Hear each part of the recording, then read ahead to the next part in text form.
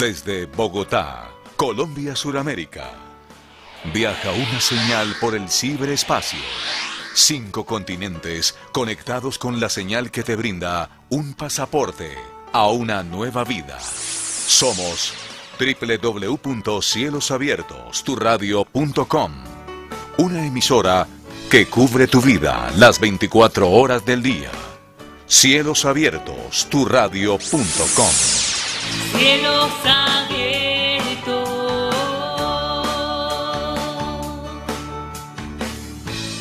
pasaporte a una nueva vida.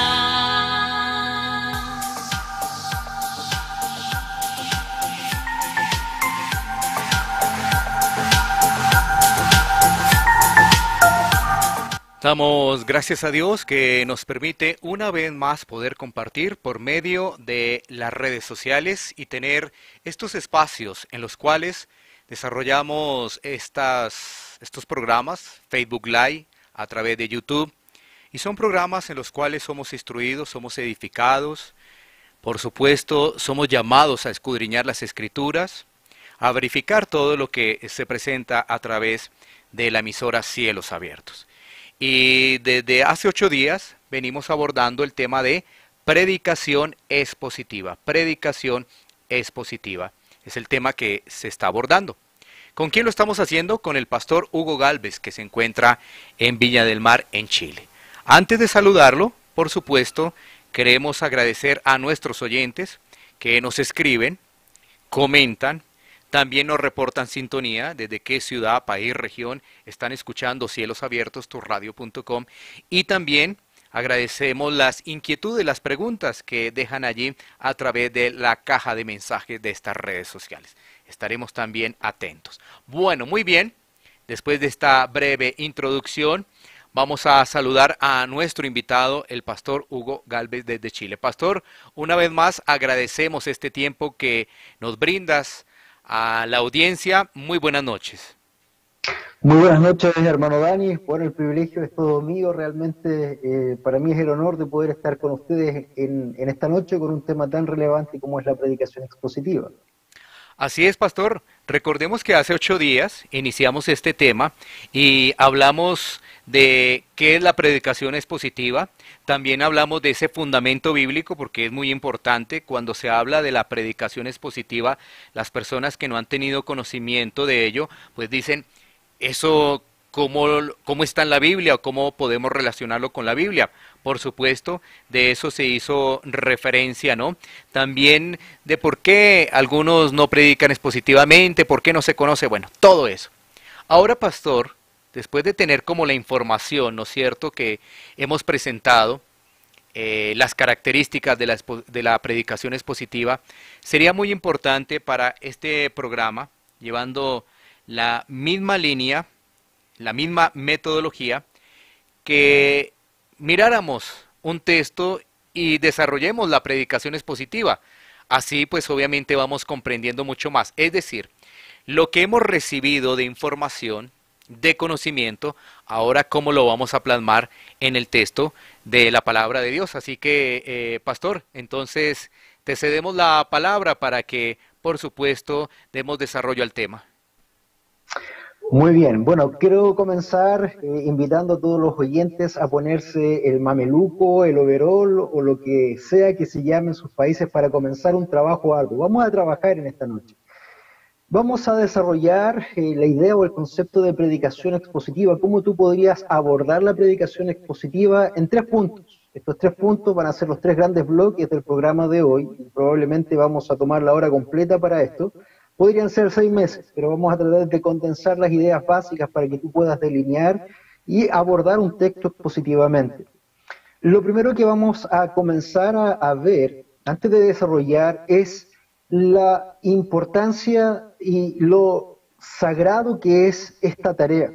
Estamos entrando, hermanos, a la palabra del Dios viviente. Cuando tú ves, por ejemplo, Génesis 1:3, y dice la palabra de Dios, y dijo Dios, sea la luz. Y esa palabra, sea la luz, ese fue el logos de Dios. Ese es el mismo logo que nosotros vemos en Juan 1:1, cuando dice, y en el principio era el logos, y el logo era con Dios, y el logo era Dios. Por lo tanto, cuando nosotros entramos a la palabra de Dios, tenemos que entrar con mucho temor, con mucho temblor, porque, hermano amado, este libro precioso no contiene la palabra de Dios, este libro es la palabra de Dios. Por lo tanto, esa es la primera base que nosotros debemos establecer. Ese cuidado, esa seriedad, esa santidad de poder entrar precisamente a la palabra de Dios. Teniendo este primer contexto del temor y el temblor, de la santidad requerida, de la preparación en oración también, vamos a dividir este tiempo en tres grandes bloques. Vamos a dividir en leer el texto, en desarrollar el texto y finalmente en aplicar el texto. Con estos tres grandes bloques tú ya podrías comenzar a esbozar una predicación expositiva. Esto va a tomarte mucho tiempo probablemente el practicarlo, pero una vez que ya lo manejes probablemente va a ser mucho más rápido y mucho más dinámico.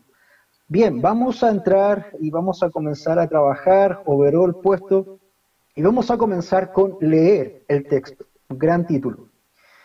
Cuando nosotros leemos la palabra de Dios en 2 de Timoteo 2:15, nos dice la palabra del Señor: procura con diligencia presentarte a Dios aprobado como obrero que no tiene de qué avergonzarse, que traza bien la palabra de verdad. Y esa palabra trazar ahí es tremendamente importante. Viene del griego ortotomeo, que significa cortar recto o cortar derecho. Eso es lo primero que dice la Escritura cuando dice traza bien la palabra de verdad. Hace unos meses atrás tuve el privilegio de compartir con unos hermanos amados en Ibin Uriangato, en México, una ciudad predominantemente textil. Y a ellos les dije, ustedes mejor que nadie pueden comprender esta idea. ¿Por qué? Porque en Uriangato tú ves mucha tienda de ropa, mucha textil, mucha fabricación de tela y de ropa. Entonces, cuando nosotros entramos al texto, debemos entender que ortotomeo tiene que ver esta idea de cortar derecho. ¿Qué cosa? El texto. El texto viene de la palabra en latín textus, que es entretejer una tela. Cada tela está entretejida de tal forma que tú haces un paño completo. Eso es lo que es la Escritura. Un paño completo que no se puede rasgar sin que sufras consecuencias si lo haces mal. Por eso ortotomeo o trazar bien es tan importante.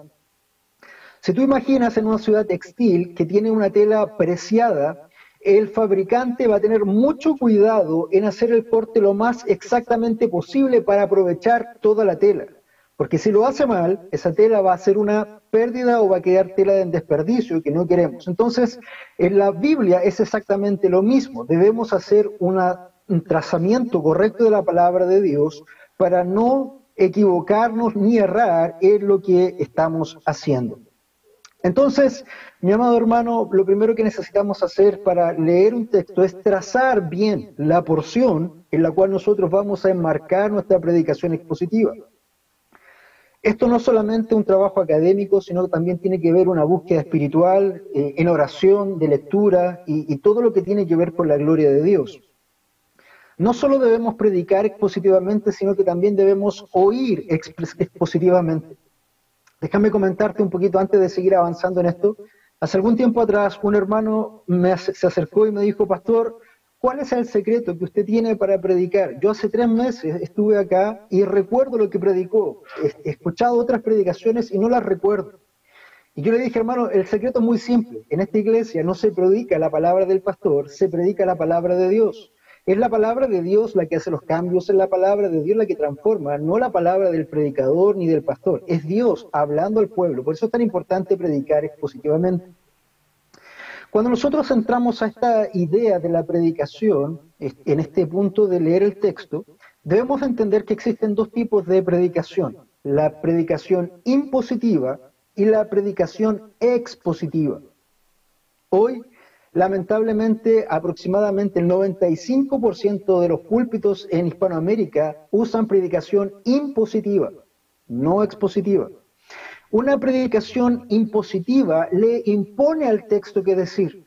El predicador de turno piensa algo en su mente, lee un pasaje para afirmar una idea y empieza a desarrollar lo que él piensa. Por lo tanto, no está predicando el texto, le está imponiendo al texto lo que el texto debe decir, no lo que él está lo que el texto está diciendo. Cuando pensamos en eso, quiero dar un ejemplo. Si nosotros pensamos en ello, mi amado hermano, vamos a ver un par de ejemplos de leer un texto y cortar derecho. Vamos a comenzar con un ejemplo de una predicación impositiva a partir de cortar mal el texto. Estos son ejemplos reales. Una vez escuché a un predicador de corte arminiano recalcitrante entrar a un púlpito muy enajenado, casi gritando, y decía, esos calvinistas orgullosos se creen escogidos, a ellos les voy a demostrar con un solo texto en la Biblia que su doctrina es una doctrina satánica. Por favor, hermanos, abran la escritura en primera de Timoteo 2, 3 y 4. Y empieza a leer y a desarrollar. Ese pastor, en forma muy brevemente, dice, porque esto es bueno y agradable delante de Dios, nuestro Salvador, el cual quiere que todos los hombres sean salvos y vengan al pleno conocimiento de la verdad. Bien, mis amados oyentes, ustedes pueden ver que la misma palabra de Dios en un solo texto dice que Dios quiere que todos los hombres sean salvos, y no solamente eso, sino que eso es bueno, agradable y perfecto. Y termina la predicación diciendo ese argumento. Entonces, ahí vemos un ejemplo de cómo se cortó ese texto. Vamos a ver si el predicador realmente dijo la verdad. Sonaba muy bien, aparentemente suena muy bien. Pero vamos a hacer un contraste con un buen corte y una buena interpretación. ¿Cómo cortar bien el texto? El texto, primero, no comienza en 1 de Timoteo 2.3, sino en 1 de Timoteo 2.1 al 6. En su interpretación primaria es solamente una idea. Pero antes de entrar a lo correcto, quiero refutar precisamente a ese mismo pastor que predicó impositivamente ese texto, cortándolo mal y destruyéndolo literalmente. Primero, vamos a usar algunas herramientas para poder refutar a este pastor. Si usamos teología bíblica o canónica, por ejemplo, que es interpretar la escritura de tapa a tapa, sin que ésta se contradiga como un solo texto que está entrelazado, porque la Biblia se interpreta a la luz de la escritura, vamos a usar algunos textos, y para eso vamos a citar el Antiguo Pacto y el Nuevo Pacto. Por ejemplo, en el Antiguo Pacto, Éxodo 33, 19 dice, Moisés acá, y él respondió, yo haré pasar toda mi bondad delante de ti y proclamaré el nombre del Señor delante de ti y tendré misericordia del que tendré misericordia y tendré compasión de quien tendré compasión. Eso es lo que dice Dios en el Antiguo Testamento a Moisés y lo refrenda en otros pasajes más también en el Antiguo Pacto. Pero lo que está en el Antiguo Pacto también tiene que estar refrendado en un solo texto para entrelazarse completamente en el Nuevo Pacto. Veamos si eso es así. Si tú abres el Nuevo Pacto en el libro de Romanos, el 9:14 al 16, también el apóstol Pablo hablando ahora dice, ¿qué diremos entonces? ¿Que hay injusticia en Dios? De ningún modo, porque él dice a Moisés, tendré misericordia del que yo tenga misericordia y tendré compasión del que yo tenga compasión. Así que no depende del que quiere ni del que corre, sino del que Dios tiene misericordia. Entonces, si entendemos lo que estamos diciendo acá, Dios no puede decir que Él tendrá misericordia de que tenga misericordia y por otro lado, al mismo tiempo, decir que Él quiere que todos los hombres sean salvos. Vemos una negación directa de una idea contra otra. Y si hay contradicción en una parte de la Escritura, entonces toda la Escritura deja de ser confiable porque se cae. No hay contradicción en la Escritura, sino hay mala interpretación en la Escritura. Eso por teología bíblica o canónica. Si vemos el mismo texto, todavía pensando en lo que ese pastor explicó, si usamos teología sistemática, que es otra herramienta también que va a sonar para los predicadores, que es interpretar la Escritura conforme a los grandes temas agrupados por interés. Por ejemplo, la eclesiología que ustedes ven el día lunes está estudiando todo lo referente a la iglesia. La soteriología, por ejemplo, estudia todos los temas relacionados con la salvación. Si usamos esa teología sistemática y abordamos la teología propia o el estudio de Dios en esa idea para refutar ese mal corte que hace ese predicador de lo que leyó en el texto como una predicación, vamos a usar esta idea y usaremos los atributos de Dios. Y de los atributos de Dios vamos a tomar uno de sus atributos, la omnipotencia. Eso quiere decir que Dios todo lo puede o es todopoderoso. El texto en cuestión nos dice que Dios nuestro Salvador, el cual quiere que todos los hombres sean salvos y vengan al pleno conocimiento de la verdad. De acuerdo al predicador impositivo, Dios quiere que todos los hombres vengan al conocimiento de la verdad o que sean salvos. Entonces, si nosotros entendemos que Dios es todopoderoso o omnipotente y entendemos también que van a haber hombres que van a ir al infierno, entonces ese querer de Dios se va a ver frustrado.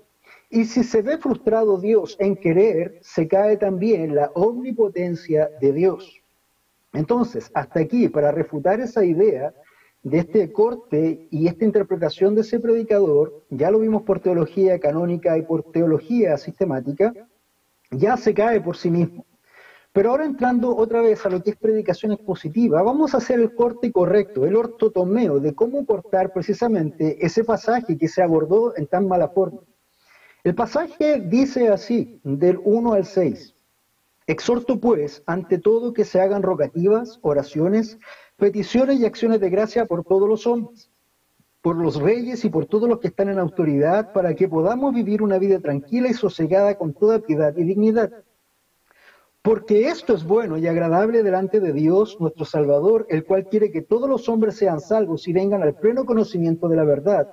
Porque hay un solo Dios y también un solo mediador entre Dios y los hombres, Cristo Jesús, hombre, quien se dio a sí mismo en rescate por todo testimonio dado a su debido tiempo. Ese es el pasaje o ese es el corte correcto que deberíamos hacer para interpretar o para predicar ese pasaje. Si lo trazamos bien, entonces el ejercicio ahora es extraer lo que el texto está diciendo expositivamente. Y vemos que el texto como centro no está hablando de la salvación, como expuso el otro pastor o predicador, sino que está hablando de la oración. Ese es el corazón de ese texto. No habla en primera instancia de salvación, sino de oración. Todos los hombres, está ahí poniéndolo, es un gran grupo, pero si te fijas, en ese mismo contexto, se hace un subgrupo de los que están en eminencia, también en especial por los que están en eminencia. Entonces tenemos todos los hombres que no están en eminencia y los que están en eminencia. Hay dos grupos. Por lo que todos los hombres aquí son estos dos grupos. De estos dos grupos Dios ha escogido hombres para ser salvos.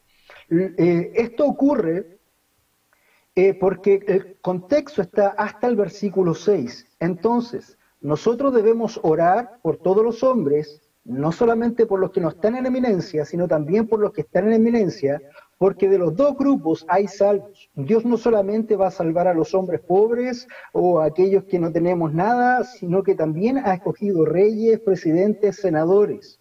Incluso tu presidente podría ser salvo, aunque tú no lo quisieras o no lo creyeras. Entonces debemos orar precisamente. Ese es el contexto y esa es una buena interpretación de ese pasaje. No perder el centro o el foco de lo que el texto está diciendo para finalmente no imponer algo que el texto no dice. Entonces, como conclusión de esta primera parte de cortar el texto, ortotomeo, aquí vemos un ejemplo claro de lo que es cortar mal, lo que hizo ese primer predicador, y lo que es cortar bien el texto y a su vez de la predicación impositiva que hizo uno y la expositiva que interpretó el otro. Entonces, mi hermano Dani, quizás podríamos cerrar este primer paréntesis, este primer punto ahí en leer el texto. Ok, pastor, muy interesante lo que mencionas de cortar el texto debidamente. Yo aprovecho para poder saludar también a nuestros oyentes. Muchas gracias. Por ejemplo, desde Villa Alemana, Chile, nos están saludando. En Bogotá también Paola. Desde Ibin, Viña del Mar, de donde precisamente es el pastor Hugo. También desde Monterrey, pastor Monterrey, México, también nos están saludando. Nos saludan también nos dice aquí Mónica que buena la explicación y sobre trazar bien la palabra, nos dice Marcos Alarcón. Muchas gracias a nuestros oyentes por su participación, también el reporte desde Chile, precisamente de Viña del Mar, acompañando al pastor Hugo, muchos de los hermanos allí. Bueno, muy bien, pastor, pues vamos a continuar después de tener esta introducción y de poder mirar también el texto, de trazar, de analizar cómo indebidamente se utiliza el texto, ¿no? Pues sigamos en esa misma línea, Pastor Hugo. Muchas gracias a todos los oyentes y también a la barra o a los fans, como se llama aquí en Chile, que son de la misma iglesia. Un saludo a los hermanos ahí. Bueno, hemos usado lo primero que era el leer el texto y ahora vamos al segundo paso de desarrollo, quizás un poco más amplio, que es explicar el texto. Vamos de lleno ahí para seguir trabajando. Estamos con los guantes puestos y el overol, así que sigamos trabajando todos los predicadores que nos escuchan. Para poder explicar el texto, hermano, necesitamos indagar, necesitamos preguntarle al texto que ya hemos cortado correctamente varios aspectos, varias herramientas son necesarias para explicar el texto y esto es un trabajo arduo que necesitamos hacer para comprender el ellos entonces. Lo primero que necesitamos entender y recordar es que la Biblia está escrita en un contexto para esos hombres en ese tiempo. Y ahí hay varias cosas que nosotros necesitamos estudiar y profundizar para llegar a una interpretación correcta. Vamos a hablar de la exégesis en varias cosas. La exégesis, mi amado hermano, es la contraparte de la eisegesis. Exégesis es sacar de dentro. Eisegesis es poner desde afuera.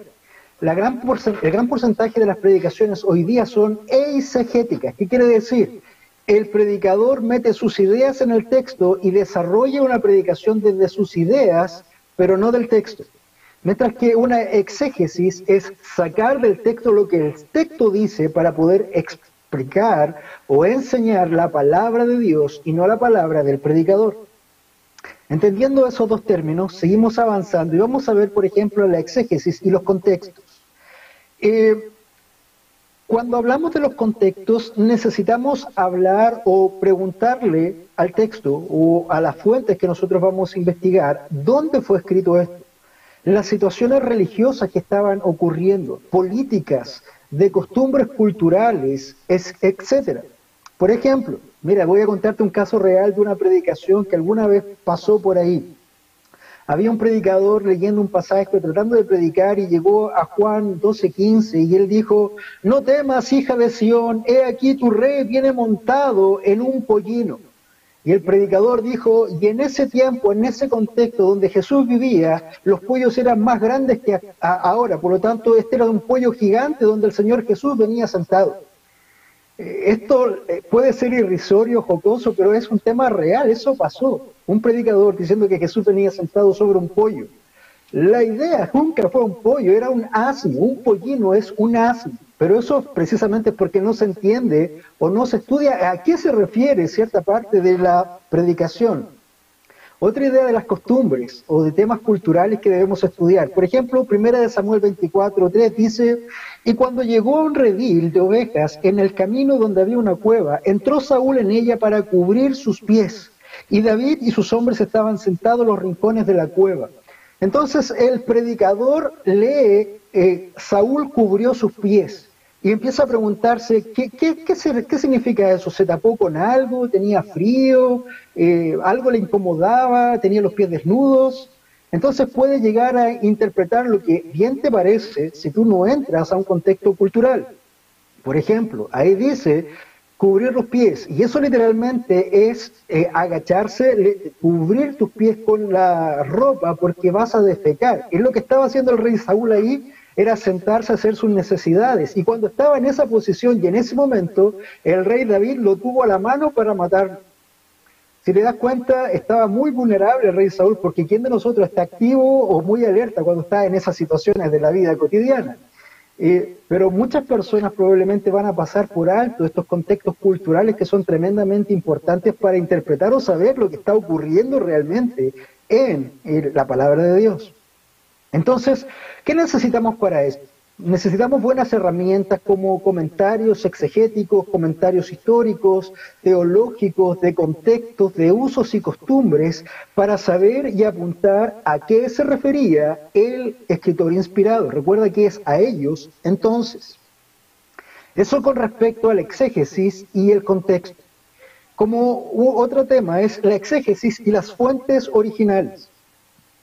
Las fuentes originales, recordemos que la Biblia no fue escrita en el año 2020 en el español latinoamericano, Si bien es cierto, hoy teníamos buenas herramientas, buenas Biblias, como la NBLA, que es la nueva versión de las Américas, que habla, como hablamos en Latinoamérica. La Biblia fue escrita hace muchísimo tiempo atrás y fue escrita en 3 idiomas base: hebreo, arameo y griego. Por lo tanto, necesitamos hacer exégesis o ir al texto entrando también en las fuentes o en los idiomas originales. Ver el significado original de la palabra en un contexto puede cambiar toda la idea. Quiero dar un ejemplo para que tú puedas ver. Si nosotros vamos a la versión a Reina Valera o la versión de las Américas, en Hebreos 13:17 ustedes van a leer: obedeced a vuestros pastores y sujetaos a ellos. Este es un versículo que muchas veces se usa como caballo de batalla para que un pastor autoritario le diga a la oveja: sométete, porque la Biblia te dice que tienes que someterte. Obedeced a vuestros pastores y sujetaos a ellos, porque ellos vuelan por vuestras almas, como quienes han de dar cuenta, para que lo hagan con alegría y no quejándose, porque esto no es provechoso. Si nosotros vamos a las fuentes originales y realmente hacemos un trabajo de extraer del griego lo que el griego dice, este versículo tan conocido y tan mal usado sonaría así. Sonaría: dejaos persuadir por quienes os conducen y sed dóciles, porque ellos velan por vuestras almas como quienes han de dar cuenta, para que hagan esto con gozo y no quejándose, porque esto no será provechoso para vosotros. Si te fijas, la primera y la segunda lectura son muy diferentes, sobre todo cuando tratan de imponerte por la fuerza una obediencia y un sometimiento. El texto original, el texto griego, no dice: someteos a vuestros pastores. Es un tema interesante. Mira, también quiero hacer mención a que una palabra, o tan simplemente una coma, puede hacer un cambio completo del significado. Lucas 23:43, por favor, si lo tienes ahí, en versión de las Américas lo voy a leer. Dice: entonces él le dijo, hablando con el hombre que estaba en la cruz al lado de Jesús, entonces él le dijo: en verdad te digo, hoy estarás conmigo en el paraíso. Eso le está diciendo Jesús: hoy estarás conmigo en el paraíso. Vamos a citar una fuente que realmente es muy mala, pero sirve para el ejemplo. Quiero citar la traducción del Nuevo Mundo que usa los testigos de Jehová. Muchos de ustedes probablemente lo han escuchado. Ese mismo versículo cambia solamente una coma. Y dice lo siguiente el versículo: y él le dijo: verdaderamente te digo, hoy, coma, estarás conmigo en el paraíso. Quiero que noten, hermanos y amigos que están escuchando, en cuanto al exégesis y las fuentes originales, que una coma hace una diferencia completa en el significado. Lo correcto era que en ese momento él iba con el Señor al paraíso. Los testigos de Jehová dicen: el Señor dijo hoy que en algún momento estarás en el paraíso. Cambia todo. Hoy hay muy buenas versiones textuales de la Biblia, como la LBLA, la Reina Valera o la BTX. También hay versiones dinámicas que interpretan un poco más los textos, como la NTV, y hay otras que son directamente paráfrasis, que también sirven.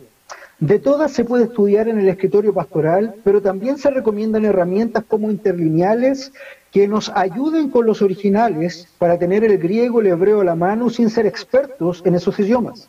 Herramientas como Logos, por ejemplo, ayudará mucho si tienes recursos para comprarlos, o si no tienes recursos, herramientas como eSword también te van a ayudar mucho y son gratuitas si no tienes el dinero para invertir.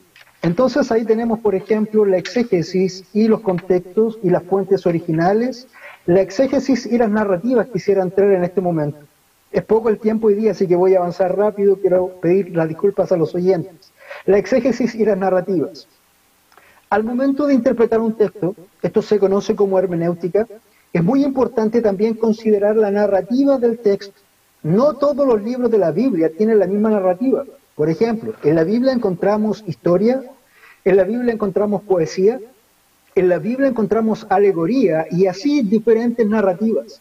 Es imposible o sería iluso, mi amado hermano, interpretar en forma literal la poesía. Jamás la entenderías de esa forma. O no podemos interpretar literalmente una alegoría, como sí debemos interpretar literalmente un libro como Crónicas que nos narra hechos históricos. Debemos entender, debemos evaluar cuál es la narrativa del texto, del pasaje, del libro que estamos interpretando para poder hacer una correcta interpretación. Quiero dar un ejemplo de ello. Y esto quizás va a ser complejo para muchas personas que están oyendo. Si tú, por ejemplo, vas a la idea del reino milenial, y muchas personas hoy día creen que va a haber un rapto secreto en el cual el Señor va a venir en una segunda venida y va a raptar personas y después va a venir otra vez, después de una tribulación. Y dice que Jesús va a reinar 1000 años, literalmente en la tierra. Y van a Apocalipsis 20 y dicen, en Apocalipsis 20, la Biblia dice que Jesús va a reinar 1000 años. Y lo dice 6 veces, por lo tanto eso es literal, eso es así. Entonces interpretan Apocalipsis 20 de una forma literal, como si eso fuera una narrativa, literal. Pero si nosotros somos sinceros e interpretamos todo el libro, porque él tiene la misma narrativa, de la misma forma, ¿qué pasaría si fuéramos a Apocalipsis 13 y viéramos a estas bestias saliendo del mar, levantándose entre las aguas? Sería bastante fácil saber cuándo es el fin de los tiempos. Si tú vives en una ciudad costera, te pones a mirar el horizonte y ves a estas bestias salir del agua. ¿Te das cuenta que aquí hay un problema? ¿Por qué interpreto Apocalipsis 20 literal y por qué interpreto Apocalipsis 13 en una forma no literal? A eso me refiero, con que debemos entender cómo entrar a ciertos textos, a ciertos libros para interpretarlos. En este caso, Apocalipsis lo entendemos como una crónica del pueblo de Dios, pero una crónica alegórica del pueblo de Dios. Entonces, ahí tenemos, por ejemplo, un acercamiento a la exégesis y las narrativas. Lo último, por lo menos para terminar y hacer una breve conclusión de esta parte, de esta segunda parte de explicar el texto, es la exégesis y la gramática. Exégesis y gramática. Hermano, cuando te acercas al texto y de lo que él se desprende, de las ideas principales, de los verbos, de los contextos gramaticales y esos conectores tan olvidados pero tan importantes como los por qué, los entonces, los de esta forma, por consiguiente, que no podemos separar si son, por ejemplo, textos inductivos que hacen un desarrollo y luego tienen una conclusión natural, o que si son textos deductivos y se van preguntando a sí mismos en el texto para de ellos extraer su significado. Cuando tú obvias estos conectores, vas a perder la conexión entre un pasaje y otro y lo que se está diciendo ahí para poder interpretar. Vas a cometer un error y probablemente, como se dice por ahí, vas a usar un texto como un pretexto porque lo estás descajando o desenganchando de su contexto. Como conclusión, mi amado hermano, en esta segunda parte de desarrollar el texto, tu palabra no transforma, tu palabra no da vida, tu palabra no produce ese glorioso nuevo nacimiento que solo la palabra de Dios puede hacer. Por ello debemos ser diligentes en predicar su palabra y no solo esto, sino que conforme a 2 Corintios 2:17, Pablo nos recuerda y nos dice, pues no somos como muchos que comercian con la palabra de Dios, sino que con sinceridad, como de parte de Dios y delante de Dios, hablamos en Cristo. Si tú estás predicando, mi amado hermano, no debes olvidar algo muy importante. No solamente estás predicando de parte de Dios, sino que estás predicando delante de Dios. El primero que está en tu audiencia, escuchando tu predicación, es Dios mismo. Imaginas a Dios diciéndote a ti, ¿cuándo dije yo eso? Eso no tiene nada que ver con mi palabra, porque ese hombre está diciendo cosas que yo no dije. Hay que tener mucho temor, hermano, mucho respeto con la palabra del Señor. Entonces, todo esto, al explicar la palabra, solo sirve para dilucidar ellos entonces y otras cosas muy importantes, pero la exégesis en sí misma, lo que nosotros hemos desarrollado hasta aquí, dista mucho de ser la predicación expositiva final. Entonces, eso, mi amado hermano Dani, era lo que en primer punto explicamos, leer el texto, desarrollamos. Un segundo punto que estamos viendo hoy, en este momento, es explicar el texto y tiene todo este tipo de herramientas y cosas. No sé si hay preguntas que quisieran desarrollar también los oyentes antes de entrar a una última parte. Vamos a mirar entonces, pastor, aquí a través de las redes sociales. Nos siguen saludando. Dice, gracias, pastor, gracias, mi pastor, dice Marcos Alarcón, gracias, mi pastor, por tan buena explicación. Esto da a entender el temor que debemos tener frente a la palabra de Dios. Bueno, y también agradece aquí a Cielos Abiertos tu radio. De igual forma, también nos han dejado otro mensaje. Jessica saluda también a la radio. Dice, excelente invitado. Te saludamos desde Glorias Navales y Viña del Mar, Jessica Vázquez. Aquí estamos viendo que muchas personas están muy atentas al programa, que hacen parte precisamente de la iglesia allí donde está el pastor Hugo. Qué bueno el poderte saludar. Muchas gracias también por acompañar esta transmisión. Allí son las 10 de la noche con 37 minutos en territorio chileno. Bueno, pastor, tú has dicho, entonces, ¿qué hemos hecho? Se ha leído el texto, punto número 1. Punto número 2, se ha explicado el texto. Pero falta un tercer punto que también es sumamente importante, que no puede faltar, y es la aplicación, ¿no? La aplicación. Así que vamos a darle nuevamente paso al pastor Hugo para que podamos desarrollar este tercer punto. Muy bien, quisiera comenzar con una anécdota del pastor John MacArthur. Esto lo trabajamos en la página de predicación expositiva.org en uno de los artículos y lleva por título el tema central con respecto a la aplicación del texto y de todo lo que es la predicación expositiva. Cuenta el pastor John MacArthur cuando era un estudiante de seminario que en los exámenes finales ellos tenían que preparar un sermón expositivo. Les daban ciertos pasajes para que ellos pudieran prepararse y predicar. Entonces el pastor John MacArthur, de joven, se preparó todo lo que pudo, pero él sabía que le interesaba la opinión de uno solo de sus profesores. Él cuenta en la narración que habían varios profesores que tenían una pauta de checklist para ir evaluando cada aspecto de la predicación. Pero el pastor John MacArthur decía, a mí solamente me interesaba solamente la opinión de uno de los pastores, uno de los maestros. Y este hombre era realmente imponente, hablaba 8 idiomas. De hecho, él dijo una vez, quise aprender holandés para poder estudiar teología reformada en la lengua. Y aprendió holandés solamente para eso. Leía la Biblia por lo menos 4 veces al año. Entonces era uno de esos profesores a los cuales tú los veías y temías cuando estabas en los seminarios. Dice el pastor John MacArthur que él tomó todo el tiempo para predicar, para experimentar, para indagar, para tener una buena anécdota, un buen desarrollo y un buen remate. Entonces se puso a exponer el texto, después de todo lo que nosotros también hemos visto aquí, y ve que la audiencia había recibido bien el mensaje. Algunos se reían, otros afirmaban con la cabeza, pero veía muy silente al doctor o al profesor principal que él tenía.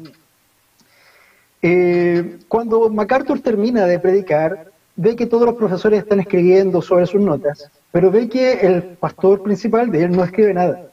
Y al final lo único que ve es que escribe una sola línea. MacArthur quedó un poco complicado con eso. Cuando llegaron las pruebas y llegaron todas las examinaciones de los otros pastores y maestros, él solamente tomó una, la del pastor que le importaba. Y cuando lo abre se da cuenta de que él no había escrito ninguna indicación, ninguno de los checklists estaban ahí, sino que había en rojo a la mitad una frase que decía, tú pasaste por completo el centro de la predicación. En cierta forma, MacArthur había predicado de todo lo que quiso, menos de lo que el texto trataba. Y eso fue complicado para él. De hecho, MacArthur se sintió muy mal en sus primeros años, y luego este profesor lo llamó a su oficina y lo volvió a exhortar en base a eso. Le dijo, nunca más vuelvas a hacer eso. John MacArthur desde ahí en adelante comenzó a predicar expositivamente, muy centrado. Para cerrar la historia, MacArthur decía que al pasar de los años, este profesor murió. Y al parecer, la familia de él pensó que John MacArthur había aprendido a predicar porque finalmente le pidieron a él que diera el mensaje de despedida de este pastor. son anécdotas que quedan en la historia muy buenas, pero que también nos ayudan como predicadores a nunca olvidar algo, no dejar de lado ni pasar el centro del pasaje, lo que Dios está hablando. Con la primera parte nosotros hicimos leer el texto que decía cómo trazábamos, cómo cortábamos el texto. La segunda parte nos animaba en el explicar el texto con todas estas herramientas. Y finalmente, mi amado hermano, vamos a llegar a la porción final, que es aplicar el texto. Si nosotros no logramos aplicar el texto a nuestra audiencia, solamente vamos a estar transmitiendo información. Pero la verdad es que no queremos solamente transmitir información, queremos que la palabra de Dios abra nuestras vidas, queremos que la palabra de Dios transforme y trastorne nuestras vidas. Y para eso necesitamos aplicar ese texto que hemos predicado. Entonces, con el desarrollo anterior, todo ese ejercicio exegético que nosotros tuvimos no era suficiente para decir, esta es la predicación completa, solamente una base para llegar también a la aplicación. Muchas veces la exégesis que nosotros comenzamos el lunes, después del domingo haber terminado la predicación, porque la predicación es así, tú terminas un domingo y quedas vacío para el siguiente lunes, tienes que comenzar de nuevo. Comienzas con la exégesis y avanzas con la exégesis y te das cuenta, a veces cometes errores y tienes que desandar, volver al inicio y volver a comenzar el trabajo de exégesis, viendo también a dónde quieres apuntar o a dónde apunta el texto, cuál es el corazón del texto, lo que el texto quiere abordar. En la conferencia que nosotros tuvimos con Pastor Sugel Michelén y Miguel Núñez, hay una fracción muy jocosa de Pastor Sugel que dice, si tu predicador llega el sábado en la noche y a las 3 de la mañana tu esposa despierta y te pregunta, amor, ¿de qué predicarás mañana? Y tú no puedes decirle en una sola frase de qué vas a predicar, entonces tú no estás listo para predicar. A eso Bryan Chapell le llamó la regla de las 3 de la mañana. Si no puedes explicar en breve lo que vas a predicar, todavía no tienes idea de lo que vas a predicar. Es todo un trabajo ahí.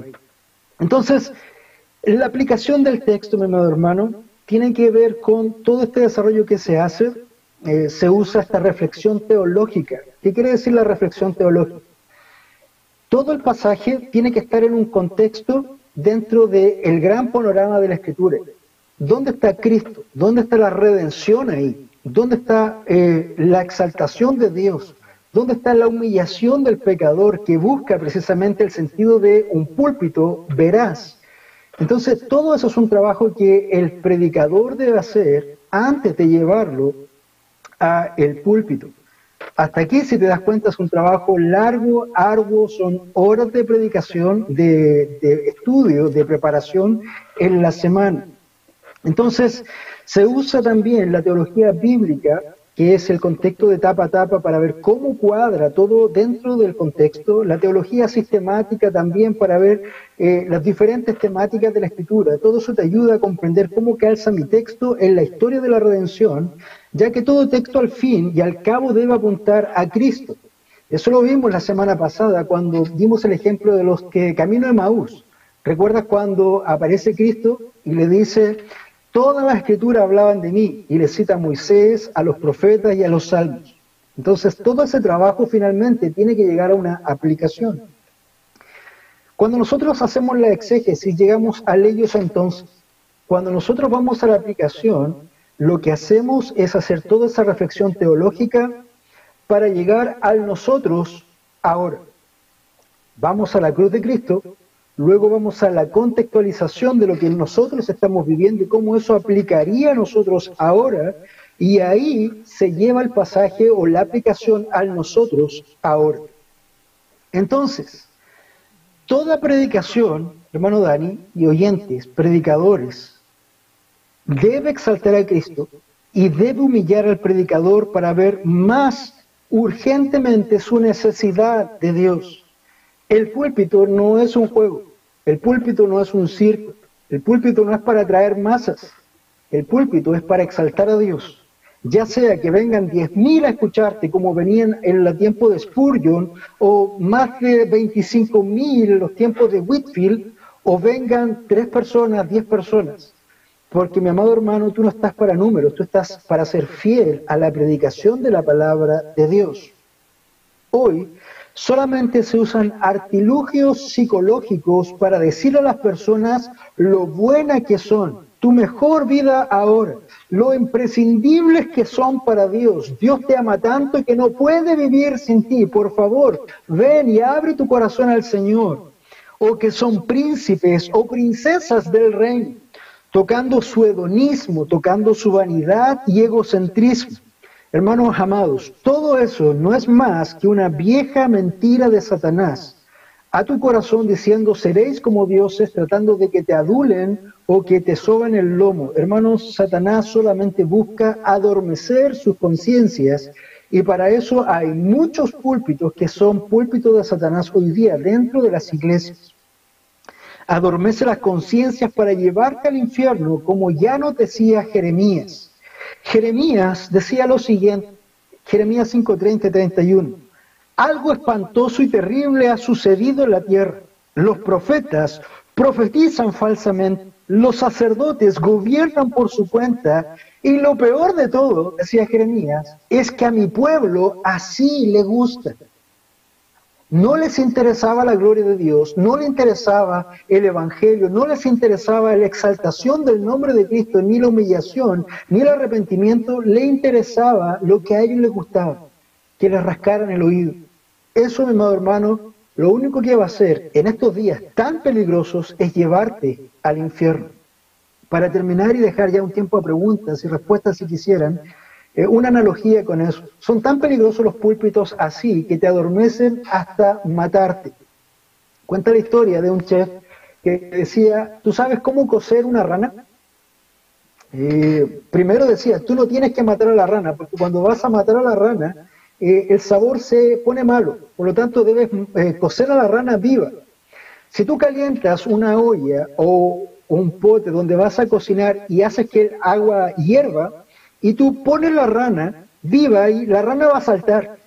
Inmediatamente va a huir de ahí. Tú no vas a poder cocinar ni comer esa rana. Ahora, ¿cómo lo haces para cocinarla entonces?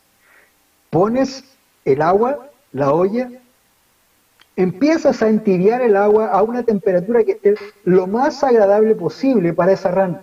Tú pones la rana dentro del agua y esa rana va a quedar tan cómoda, tan tibia, que va a quedar muy a gusto. Tú simplemente después empiezas a subir un poco la temperatura, esa agua va a empezar a hervir sin que la rana se dé cuenta y al final de la cocción vas a tener una rana frita. Hermano, hoy día nuestros púlpitos necesitan predicaciones positivas porque si no, van a haber muchos que van a terminar como esa rana, pero no fritas en un caldero, sino en un infierno. Simplemente porque no fueron fieles ni buscaron ser realmente serios con la palabra de Dios, sino que buscaron medrar, ganar, ser populares, luces y todo lo demás, cosa que tendrán que dar cuenta en el día del juicio, cuando comparezcan delante del Señor. Bueno, estamos viendo este tema de la predicación expositiva. Primer punto, se ha leído el texto. Segundo punto, se explica el texto. Y tercero, se aplica el texto.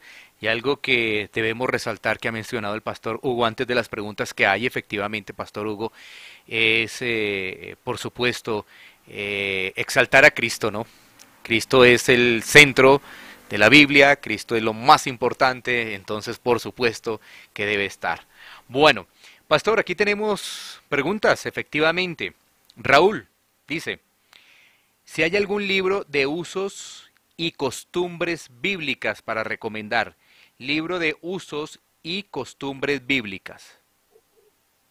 Sí, hermano, hay libros de ese tipo, no los tengo en mente ahora, pero los puedes indagar acá en el Facebook. Nosotros tenemos una página de predicación expositiva, me comprometo a poner esos datos específicamente. Lo que hago yo generalmente es buscar en estas herramientas que ya están en Logos o en eSword y buscar ahí y después contrastar más de una fuente, no quedarse solamente con una fuente, sino con varias fuentes. Incluso en el mismo Internet, el Google, Wikipedia, te pueden dar algunas nociones básicas para contrastar fuentes, y cuando tú tengas más o menos la esencia de lo que se está pensando, vas a tener ya una certeza más cercana a lo que la cultura está diciendo. Pero efectivamente, en este momento en mente no tengo un libro de usos y costumbres. Sé que tengo esos libros, pero los he usado más que recordar los autores. Ok, pastor, entonces igual ahorita nos recuerdas también la página, por favor, para que la tengamos presente. Otra pregunta, pastor, dice, también es de libros, ¿no? ¿Pueden recomendar algún libro para estudiar la predicación expositiva? Ya este tiene que ver ahora con predicación expositiva. Sí, hermano, mira, nosotros me van a ir a hacer ir a la página. En la página de Predicación Expositiva, en recomendaciones, hay 9 libros que se recomiendan ahí.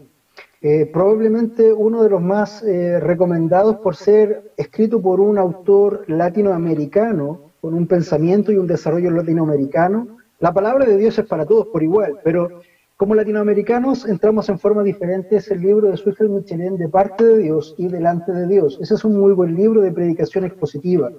Yo aprendí mucho también y me dedicaba largas horas con mi Biblia y un libro del doctor Robert Plummer también, que es Preguntas y Respuestas acerca de la Biblia. Es una muy buena herramienta para acercarse a la Escritura. El ministerio que nosotros también comenzamos de predicación expositiva comienza por un libro que hace el pastor y predicador y doctor también Dan Dumas de Estados Unidos, que es un ministerio expositivo que resuma a varios autores. Muy bueno también ese libro.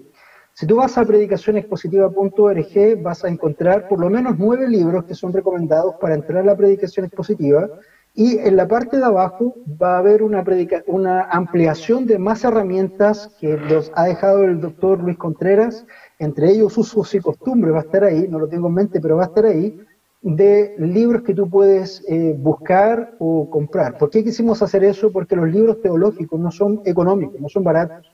Tú tienes que invertir. Por lo tanto, muchas veces ha pasado que tú vas a una librería cristiana y no sabes qué comprar. De hecho, dicen por ahí que hoy el lugar más peligroso de la tierra es una librería cristiana, y creo que es verdad. Necesitas ir con muy buenas referencias para saber qué comprar y en qué invertir bien tu dinero para hacer una biblioteca teológica, sobre todo para el desarrollo de una predicación expositiva. Sí, pastor, entonces la página es predicacionexpositiva.org, ¿no es cierto? Así es. Predicacionexpositiva.org, así para que la tengamos presente. Ahora, una pregunta también adicional, pastor, con este tema de predicación expositiva y con base también a las inquietudes que han tenido nuestros oyentes en solicitar, por ejemplo, alguna recomendación o algún libro específico. Y es esta, pastor, y también es como pregunta, ¿no? Sin duda, cuando estamos hablando de predicación expositiva, estamos hablando de ejercitarnos, ¿no es cierto? Porque esto tampoco es de la noche a la mañana. Pastor, me corriges si no es así. Yo puedo leer el libro que tú has recomendado, pero si no lo aplico, no lo pongo en práctica, pues eso de nada me va a servir. Y además, pues tengo que tomar tiempo. Cuando el pastor Hugo menciona de varias horas en en el estudio para poder sacar un sermón, pues ahí lo estamos viendo. No sé, pastor, si puedes agregar o si es necesario corregir algo de lo que he mencionado. No, hermano, tienes toda la razón. De hecho, esto es igual que cuando tú haces ejercicio y tienes que ejercitar tus músculos. La predicación es un trabajo arduo que requiere práctica. Necesitas, al principio, si eres neófito, si eres nuevo en esto, va a tomarte mucho tiempo, muchas horas. Pero ya cuando tienes la mecánica, no quiero decir la costumbre que sea simplista, sino la mecánica de cómo haces el trabajo, ya va a ser cada vez más simple. Cuando ya tienes todo el contexto de la escritura, por ejemplo, cuando dominas la teología bíblica, te es mucho más fácil hacer una reflexión teológica, apuntarlo a la cruz. Cuando ya manejas, por ejemplo, teología sistemática, te es mucho más fácil ordenar por partes ciertos conceptos. Entonces, al principio te va a costar porque tienes que ejercitar estos músculos espirituales y también de desarrollo de la predicación, pero ya luego de años de estudio, esto es lo que mismo decía Pastor Miguel Núñez, luego de años de estudios se hace un ejercicio práctico y adquieres la mecánica donde te ayuda mucho más a predicar, no sé, 4 sermones, 5 sermones en una semana, cuando realmente una persona que es nueva va a estar 3 meses quizás antes de predicar un sermón, y eso es literal. Así es, pastor. Bueno, se nos está agotando el tiempo, estamos concluyendo este espacio y la invitación es que nos puedan seguir acompañando la próxima semana. Y una pregunta final que nos quedó así muy cortica porque creo que nos alcanza el tiempo es, cuando uno es principiante, bueno, no, ya es un comentario, era un comentario. Dice Marcos, cuando uno es principiante, hasta meses uno se demora. Sí, lo que mencionaba el pastor Hugo es muy cierto. Bueno, con esto entonces vamos a concluir este espacio, esta emisión en el día de hoy. No, sí, adelante, pastor Hugo, qué pena, qué pena. Mira, estaba mirando la página de Predicación Expositiva y ahí está, efectivamente. Usos y costumbres de la Biblia, manual ilustrado, revisado, actualizado, de Packer, Merrill y Tenney. Para que lo puedan buscar ahí, usos y costumbres, ese es el que podíamos recomendar abiertamente por la radio. Qué bueno, pastor, muchas gracias porque hicimos la tarea también completa, muchísimas gracias. Así que estamos agradecidos con nuestros oyentes, reportes de sintonía, comentarios y también preguntas. Qué bueno que pudimos tener una noche muy productiva, la gloria es para el Señor. Agradecemos al pastor Hugo, agradecemos el tiempo que nos ha prestado y si el Señor lo permite, nos reencontraremos la próxima semana, pastor Hugo, la próxima semana nuevamente. Muchas gracias. Amén. Muchas gracias a ti, hermano, y la próxima semana, si Dios quiere, también vendremos con un invitado que nos va a ayudar también a ampliar toda esta experiencia. Muy bien, entonces a nuestros oyentes, muchísimas gracias por estar en sintonía de www.cielosabiertosturradio.com y participar con nosotros en este espacio de predicación expositiva. Por el momento, no es nada más. Muchísimas gracias. Que el Señor les bendiga.